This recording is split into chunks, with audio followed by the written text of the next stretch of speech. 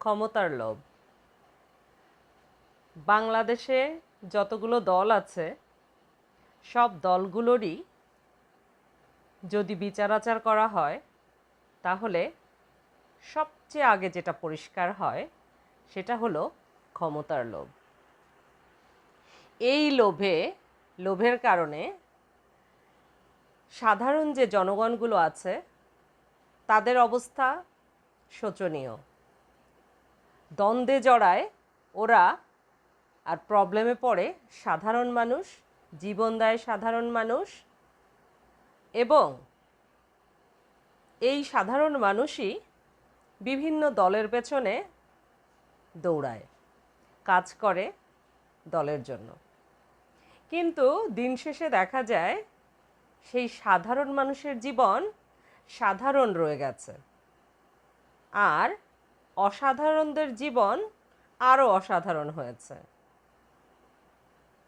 আসলে ক্ষমতার লোভ এবং মানুষের সেবা করা বা দেশ সেবা বা জনসেবা করা এক কথা না।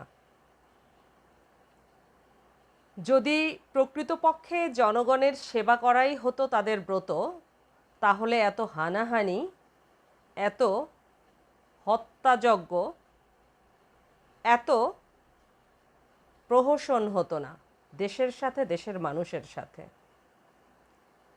সত্যটা ঠিক অন্যরকম। অবশেষে আমরা দেখি যে যায় লঙ্কায় সে হয় রাবণ। আসলে মানে পিকিউলিয়ার টাইপের একটা ব্যাপার। বোঝাই যায় যে এরা কি করছে। ৯-৬ এলোমেলো কথাবার্তা, উদ্ভট সব আচার অনুষ্ঠান, ভাব ভঙ্গিমা, বয়ান, বক্তব্য বিরক্তিকর হয়ে যায়। আসলে প্রত্যেকেরই কথাবার্তার লাগাম নেই, বাজারের লাগাম নেই, মানে কি একটা ভজকট অবস্থা। কি বলবো আসলে, সবাই বুঝেন, তারপরও আমি বললাম আর কি, লেজ কাটার মতো। কিছু করার নেই, আমাদের হাত পা শেকলে বাঁধা। আমরা জিম্মি এই দেশের, এই রাজনৈতিক অঙ্গনের কাছে। সাধারণ মানুষের জীবন সুন্দর হোক, স্বাভাবিক হোক, যতটুকু মৌলিক অধিকার পাবার ততটুকুই পাক, বেশি পাবার আমাদের প্রয়োজন নেই। ধন্যবাদ।